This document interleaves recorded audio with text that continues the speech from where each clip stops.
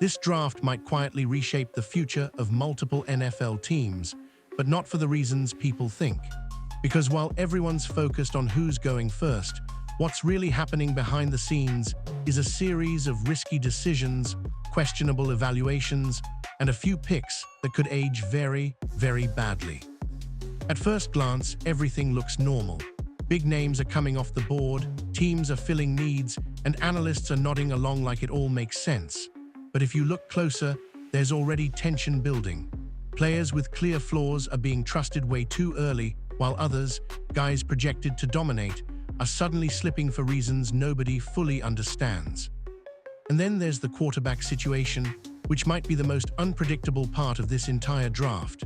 You've got one group of people convinced they've found the next franchise savior, while others are quietly raising concerns that no one wants to address publicly. Some reports even suggest teams are split internally, debating whether to play it safe or gamble on upside that may never fully develop. But it doesn't stop there. Across the board, teams are starting to prioritize versatility over identity, drafting players who can do everything, but may not truly excel at anything. It sounds great in theory until those players hit the field and struggle to find their role. And history has shown us how that story usually ends. What makes this draft different is how subtle these risks are. Nothing looks like a disaster right now. No obvious mistakes, no headline-grabbing reaches, just small decisions that could turn into massive regrets. And as we go deeper into these picks, one thing becomes clear. This isn't just about who gets drafted. It's about who's being misunderstood and which teams are about to learn that the hard way. At first, everything looked predictable, almost too predictable. The early picks came in fast, and on the surface, it felt like teams were playing it safe. Names like Cam Ward going early didn't shock anyone. That's the kind of move analysts had been projecting for months. A quarterback with upside, leadership traits, and just enough hype to justify a top selection. No chaos, no drama, just business as usual. But then the tone started to shift. Because once you got past that first layer, questions began to creep in, especially around Fernando Mendoza. Now, there's no denying the talent is there. He's been productive, he's shown flashes, and in the right system, he could absolutely succeed. But the concerns, they're not small. Critics have been pointing out that he tends to lock onto his first read, struggles when pressure collapses the pocket, and hasn't consistently operated in what many would call an advanced offense. And yet, he's still being trusted early. That's where things start to feel a little uneasy. Because this isn't just about what a player can do, it's about what happens when things go wrong, when defenses adjust, when the game speeds up. And right now, there's a growing feeling that some teams might be betting on development that isn't guaranteed. But that wasn't the only eyebrow-raising moment. There were also conversations happening behind the scenes, rumblings about players like Ty Simpson quietly being considered in spots where most people weren't even looking. Not as a headline pick, but as a potential surprise move that could shake up the board completely. And when you start hearing that kind of talk this early, it usually means one thing: teams aren't as confident as they appear. And that's the pattern that started forming almost immediately. Safe picks on paper, but risky when you dig deeper. Players being selected not just for what they've proven, but for what teams hope they might become. And while that kind of optimism can pay off, it can also backfire in a big way. Because if these early evaluations are even slightly off, the ripple effects won't just impact one team. They'll reshape the entire draft.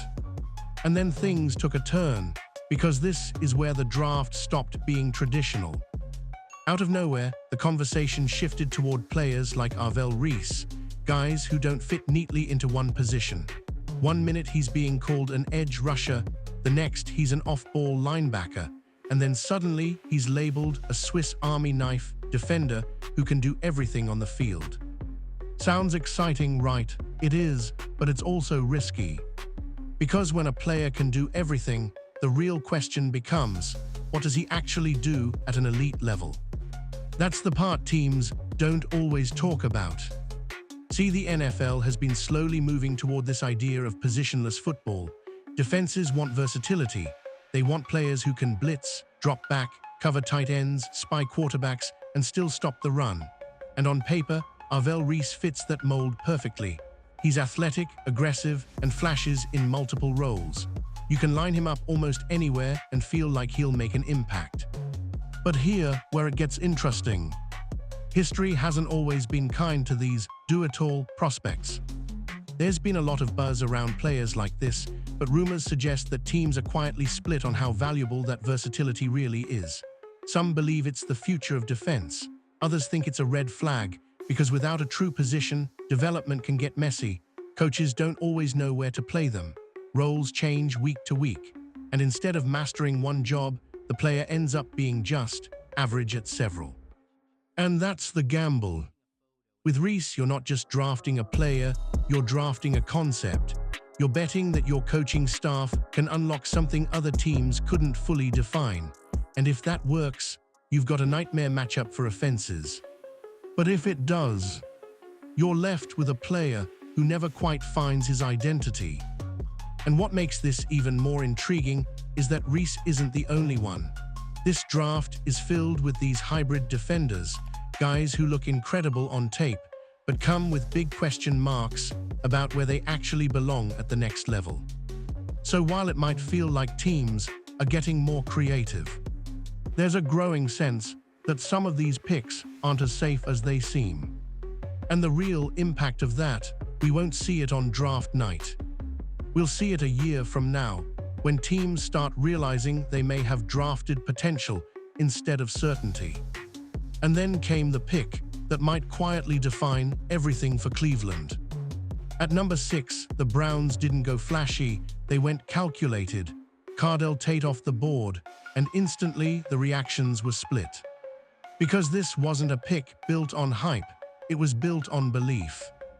Now here's the thing about Tate. If you're just looking at raw numbers like his 40 time, you might not be blown away. In fact, some critics were quick to point that out. There's been chatter online, with some even saying he doesn't have that elite breakaway speed you expect from a top receiver. But Cleveland clearly doesn't care about that. Because when you turn on the tape, the story changes completely. Tate plays smooth, effortless. Everything he does feels controlled, almost like he's moving at a different pace than everyone else on the field. He's not overly physical, he's not the fastest guy in a straight line, but somehow he just keeps getting open. Defenders lose him, angles don't work, and before you realize it, he's 5 yards behind the secondary. That's not an accident. That's production. And that's exactly what the Browns are betting on. But here, where it gets interesting. Because while this pick makes sense on paper, there's a bigger conversation happening underneath it. Some fans were expecting Cleveland to go in a completely different direction, maybe double down on the run game, maybe add a true RB1 to take pressure off their offense. Names like Jeremiah Love were floating around, and there was real momentum behind that idea. Instead, they pivoted. They chose to support the passing game, to give their quarterback a reliable weapon rather than reshaping the identity of the offense. And that decision, it says a lot.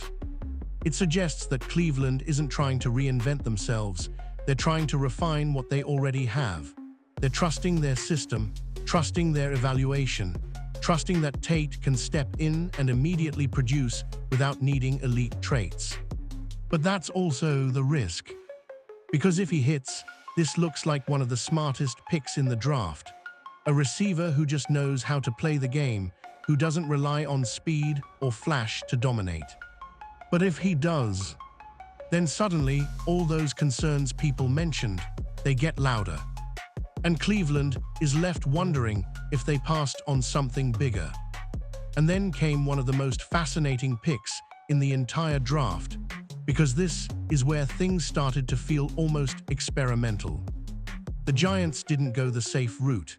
They didn't reach for a traditional linebacker, and they didn't lock in a pure safety either. Instead, they leaned into something much more unpredictable, Sonny Styles. Now, if you've been following him, you already know why people are calling him a cyborg. At around 65, with that kind of frame and movement ability, he doesn't look like a normal defensive back. He doesn't even move like one. One play, he's lining up deep. The next, he's crashing into the box. And suddenly, he's covering tight ends like it's nothing. It's rare, it's exciting, and honestly, it's a little confusing. Because the big question is whether Sonny Styles is talented. That part is obvious. The real question is, what exactly is he at the next level? And that's where things get interesting. There's been a growing trend across the league where defenses are moving away from traditional roles. Big safeties are replacing linebackers. Linebackers are being asked to cover like corners. Everything is becoming more fluid, more flexible. And in theory, a player like Styles fits perfectly into that evolution. But there's another side to that story. Reports and conversations around the league suggest that not every team is fully sold on this idea. Some believe these hybrid players are the future, while others think they're one of the biggest risks in the draft. Because when you don't have a defined role, development can stall fast. You're learning multiple positions, but mastering none. And we've seen this before. Players come in with incredible physical tools, tons of hype, and all the versatility in the world, but once the season starts, they struggle to find consistency. Coaches move them around, trying to unlock something, and instead of elevating their game, it ends up slowing everything down. That's the gamble the Giants are taking here. Because if it works, Sonny Styles becomes a defensive weapon that offenses can't predict. A matchup nightmare, a game changer. But if it does, you're left with a player who never fully settles into a role. And in the NFL, that's a dangerous place to be. And what makes this even more intense is that the Giants didn't just draft a player. They drafted a philosophy. And whether that philosophy succeeds or fails could define how teams approach defense for years to come. And then everything flipped. Because right when you expected the board to go exactly how everyone predicted, something strange started happening. Top edge rushers began to fall. Not just one, but multiple. Names like David Bailey and Ruben Bain, guys that many had locked in as top 3, even top 5 picks, were suddenly still sitting there deep into the top 10. And you could feel the shift immediately. The energy changed. Teams weren't rushing to grab them, they were hesitating. That's when people started asking questions. Because this wasn't supposed to happen. These were players hyped for months. Elite traits, explosiveness, game-wrecking potential. The kind of prospects teams usually fight to move up for, but instead they were sliding, and nobody on the outside had a clear answer why. Now, rumors started to circulate. Some reports claim teams had quiet concerns about bend, whether these guys could consistently turn the corner at the next level. Others pointed to arm length, saying it might limit their ability to disengage against NFL tackles. And then, there's the biggest one, fit. It's been said that certain teams just didn't see them as perfect matches for their defensive schemes. And that's where things get complicated. Because when talent is obvious, but teams still pass, it usually means there's something deeper going on, something that doesn't always show up on highlight reels. Still, you can only let that kind of talent fall so far. Eventually, a team is going to pull the trigger, and that's exactly what happened when the Saints stepped in and took David Bailey. And on paper, it looks like a steal. You're getting one of the most explosive defenders in the draft at a spot where he probably shouldn't even be available. But here's the real question. Is it a steal, or is it a warning sign everyone else already saw? Because value only exists if the player actually hits. If those concerns, whether it's technique, fit, or consistency, turn out to be real, then suddenly that steal doesn't look so smart anymore. And that's what makes this moment so important. This wasn't just a player falling. It was a glimpse into how teams really evaluate talent behind closed doors. And if they were right to hesitate, then one of the most hyped position groups in this draft might not be as safe as everyone thought. And then there's the part of this draft that nobody can seem to agree on the quarterbacks. Because behind all the picks, all the debates, and all the safe decisions, there's a quiet controversy building that could completely reshape how this draft is remembered. And it centers around one simple question: who is actually QB2? Now, on the surface, it feels like the answer should be clear. Names like Ty Simpson have been floating around for months. He's got the look, the system experience, and just enough flashes on tape to convince teams he can develop into something real. But here, where things get messy. Not everyone is sold. In fact, rumors suggest that inside war rooms, there's a real divide. Some teams see Simpson as the obvious next guy. Others, they're not convinced at all. The concerns are subtle, but they're there: consistency, decision-making, and whether his ceiling is actually as high as people want it to be. And while that debate is happening, another name keeps creeping into the conversation: Garrett Nussmeier. Now this is where things get interesting, because it's been said that Nussmeier is gaining serious traction behind the scenes. Not loudly, not publicly, but quietly. The kind of buzz that doesn't show up in headlines, but definitely shows up on draft boards. Some reports claim teams are impressed with his ability to operate in a more pro-style system, pointing to stretches of film where he looks far more polished than people expected. But again, it's not unanimous. There are still questions: sample size, consistency, whether those flashes can actually translate over a full season at the next level. And that uncertainty is exactly what's making this so unpredictable. Because we've seen this story before. Quarterback classes where teams talk themselves into upside, where potential starts outweighing production. And suddenly, guys start climbing boards not because they've proven it, but because teams are afraid to miss out.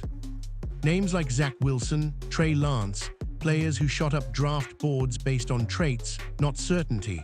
And while some teams hit on those bets, others are still trying to recover. That's the tension right now. Teams need a quarterback, they always do, but the options this year, they're not clean, they're not obvious, and that's what makes it dangerous. Because someone is going to take that leap. Someone is going to believe they've found the guy. And if they're wrong, it won't just be a missed pick. It'll set a franchise back years. And then you get to a team like the Cowboys, and this is where the draft starts to feel like a philosophical decision more than anything else. Because instead of chasing upside, instead of swinging for a superstar, they played it safe. First, it's CJ Allen, a linebacker who doesn't come with flashy headlines or viral clips, but does come with something coaches love: consistency. He's physical, disciplined, and the type of player who will do his job every single snap. He's not going to outrun everyone. He's not going to dominate highlight reels, but he will show up, fill gaps, and make tackles. And honestly, there's value in that. But here, where the debate begins: is safe enough anymore? Because while CJ Allen gives you reliability, he doesn't necessarily change your defense. He stabilizes it. And for a team like Dallas, where expectations are always sky high, that raises a real question. Are you trying to build something solid or something special? And then they double down on that approach with Kendrick Falk. Now Falk is interesting. He's big, versatile, and can line up in multiple spots along the defensive line. He's the kind of player who gives you flexibility, someone you can move around depending on the situation. And again, that sounds great. It fits the modern NFL. It gives you options. But just like we talked about earlier, versatility can be a double-edged sword. Because while Falk can do a lot of things, the question is, what does he dominate at?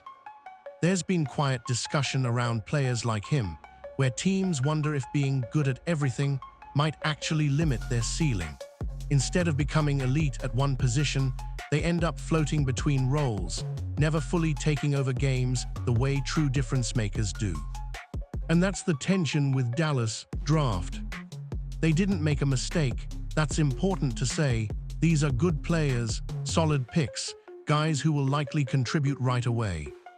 But in a league where championships are often decided by game changers, not just role players. You have to wonder if playing it this safe is enough. Because while other teams are taking risks, betting on traits, upside, and potential breakout stars, the Cowboys are building something steady, something reliable. And maybe that works. But maybe it leaves them just a step behind the teams willing to take bigger swings. And in the NFL, sometimes that one step is the difference between competing and actually winning. And then there's Cleveland, and this is where the draft takes a completely different tone. Because while other teams are chasing speed, versatility, and highlight plays, the Browns are doing something that feels almost old school. They're doubling down on one thing: physical dominance. The selection of Kadyn Proctor makes that crystal clear. This isn't about finesse. It's not about flashy pass protection or perfectly polished technique. This is about power, size, control at the line of scrimmage. Proctor is the kind of player who doesn't just block defenders, he moves them. And when you watch the tape, it's obvious what Cleveland is trying to build. They want to run the football, and they want to run it aggressively. Now that might not sound groundbreaking, but in today's NFL, where everything is built around passing, spacing, and speed, this approach stands out. Most teams are trying to spread defenses out. The Browns, they're trying to run straight through them. And that's a bold decision. Because it's been said that Cleveland wants to take pressure off their quarterback, create easier situations, and control the pace of the game. Instead of asking their offense to win with complexity, they're trying to win with force. And if it works, it can be incredibly effective. But there's another side to this. Some around the league quietly question whether this kind of identity can hold up long-term.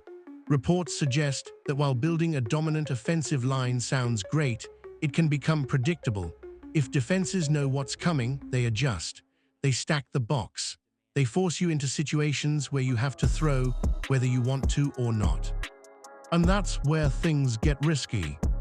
Because if Cleveland leans too far into this physical identity, they might limit their own flexibility. You can dominate early, you can control games, but when you fall behind, when you're forced to adapt, that's when this strategy gets tested. Still, there's something about it that feels intentional. This isn't a random pick. This is a statement. The Browns aren't trying to keep up with the rest of the league. They're trying to go in the opposite direction. And maybe that's exactly what makes it dangerous. Because if everyone is built to stop speed, and you bring power instead, you might catch a lot of teams off guard. But if it doesn't work, then Cleveland won't just look different. They'll look outdated. And in a league that evolves this fast, that's a risk you can't afford to get wrong. And when you step back and look at the entire draft, a pattern starts to emerge. At first, it doesn't jump out. Everything feels normal, teams filling needs, players going where they're expected, analysts calling picks solid or smart. But underneath all of that, there's a clear divide shaping this entire class. It's not about offense versus defense. It's not even about talent. It's about philosophy. On one side, you have teams playing it safe. They're drafting players with high floors, guys who are reliable, disciplined, and ready to contribute right away. Players like C.J. Allen, prospects who may never be superstars, but also won't completely fall apart. These teams are trying to avoid mistakes. They want stability, control. But on the other side, you have teams chasing something bigger. They're betting on traits, on upside, on players who aren't fully polished but could become game changers if everything clicks.